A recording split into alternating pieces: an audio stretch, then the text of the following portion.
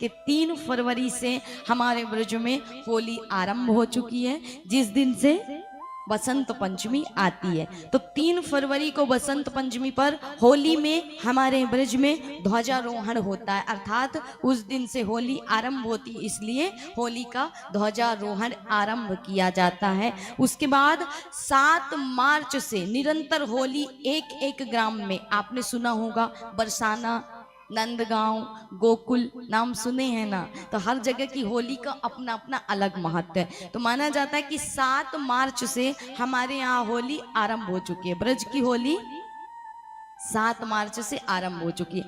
7 मार्च की होली थी नंदगांव बरसाना में। सर्वप्रथम होली थी फाग आमंत्रण और लड्डू होली, जो हमने कल बताई ना कि सर्वप्रथम बरसाना से आमंत्रण जाता है कहाँ, नंदगांव में, और फिर उसके बाद जब नंदगांव के ब्राह्मण आते हैं, गोसाई आते हैं, तो उसके बाद फिर महाराज होली का महोत्सव आरंभ होता है। तो सर्वप्रथम मनाई जाती है हमारे यहाँ लड्डू होली। उसके बाद 8 मार्च को बरसाना में रंगीली गली में होती है लठमार होली। हर गली का अपना महत्व है। ब्रज में बहुत सारी चीजें, कभी आइए और 84 कोस भ्रमण करिए जब ब्रज को, तब देखिए कहते हैं 84 के इस चक्कर को काटना है तो ब्रज 84 कोस की परिक्रमा जीवन में आप एक बार अवश्य करिएगा। 84 लाख योनियों से यदि मुक्ति पानी है तो भगवान गोविंद ने इसीलिए ब्रज में 84 लाख अंगुल की मिट्टी, गोलोक धाम के 84 कोस की मिट्टी उठा करके कहाँ स्थापित की थी, ब्रज के 84 कोस क्षेत्र में। इसलिए 84 लाख योनियों से यदि मुक्ति पानी है, उद्धार पाना है, गोलोक पाना है, तो उसके लिए जीवन में एक बार 84 कोस की ब्रज की परिक्रमा अवश्य करिएगा।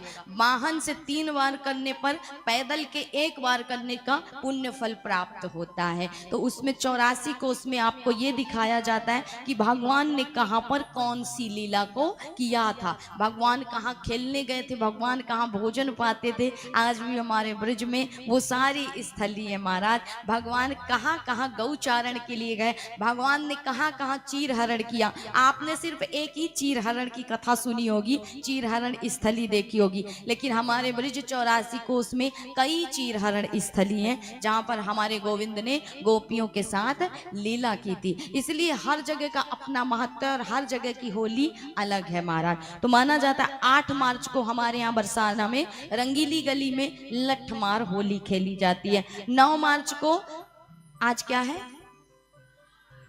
9 मार्च है, तो आज कौन सी होली खेली जा रही है, बोले नंदगांव की लठमार होली खेली जा रही है आज हमारे ब्रज में महाराज। इसके बाद कल खेली जाएगी बांके बिहारी के मंदिर में फूलों की होली। आप आज खेलोगे हमारे रामलला के साथ और वहाँ हमारे कन्हैया के साथ बांके बिहारी मंदिर में कल होगी फूलों की होली 10 मार्च को। उसके बाद 10 मार्च को ही होगा हमारे प्रभु के, जहाँ प्रभु ने जन्म लिया था मथुरा में, श्री कृष्ण जन्मभूमि में हुरंगा उत्सव होगा, कल ही होगा। तो कल ही बांके बिहारी मंदिर में फूलों की होली होगी और साथ ही साथ जन्म स्थली में हुरंगा का महोत्सव किया जाएगा। और माना जाता है 11 मार्च को गोकुल में और रमण रेती में, द्वारकाधीश मंदिर में, इन जगहों पर होली खेली जाएगी। उसके बाद 12 मार्च को बांके बिहारी मंदिर वृंदावन में होली का महोत्सव होगा।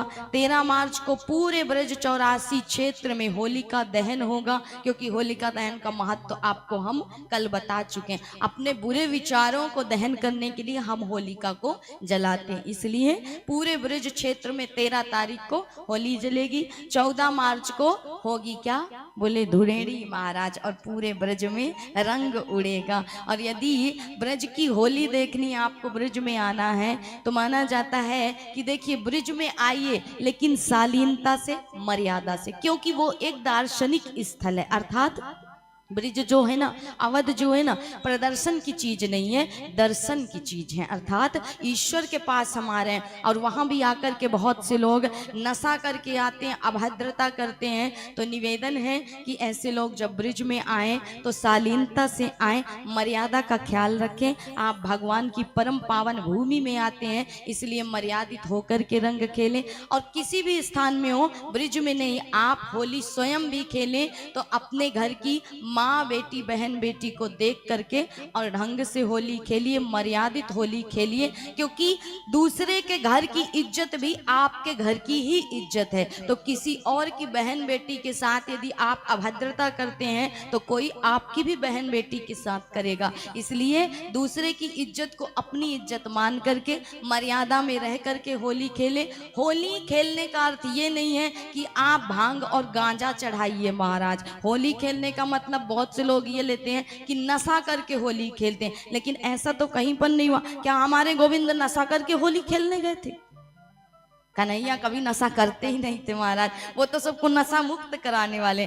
इसलिए नशा लोगों ने अपने से बना लिया है। बाकी होली में किसी प्रकार का नशा नहीं करना चाहिए, और जो नशा करते हैं उनसे निवेदन है कि नशे में ही आप गलत कार्य करते हैं। इसलिए किसी की बहन बेटी के साथ अभद्रता नशे में आकर के ना करें, और ब्रज में आए तो बिल्कुल मर्यादित होली खेलें, क्योंकि दूसरे के घर की इज्जत भी आपके घर की इज्जत ही होती है। और ब्रज कोई साधारण स्थली नहीं है, देवभूमि है, और देवभूमि में आकर के भी आप पाप करेंगे, अपराध करेंगे तो कहते हैं कि आपके घर में किया गया पाप आप गंगा में धो दोगे, लेकिन तीर्थ में किया गया पाप कहाँ धोगे? कहीं नहीं धुल सकता।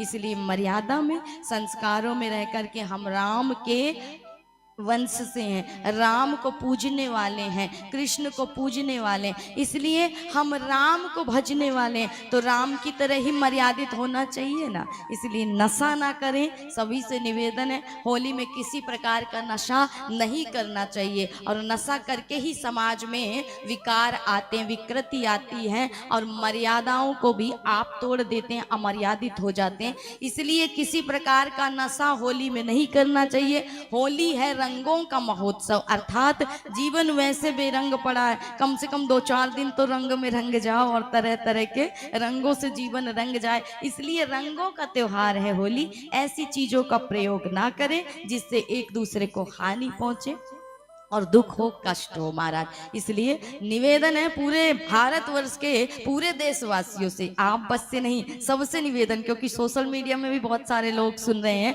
तो अमर्यादित कार्य ना करें होली के दिन। दूसरे की बहन बेटी माँ को भी अपनी बहन बेटी माँ समझ करके ही होली का त्योहार मनाइए। भगवान करे आपके जीवन में होली के रंगों की भांति निरंतर नए नए रंग भरते रहें, और जीवन ऐसे ही निरंतर कई प्रकार के रंगों से रंगमय हो जाए। और यही आपको होली की हम अग्रिम शुभकामनाएं दे रहे हैं महाराज। तो होली मनाइए, लेकिन मर्यादा से। हमारे ब्रज में 15 मार्च को बलदेव दाऊ जी में, आप तो 14 को होली विश्राम कर दोगे, लेकिन हमारे यहाँ 22 मार्च को होली विश्राम होगी। हमने बताया है ना कि 40 दिनों की होली होती है।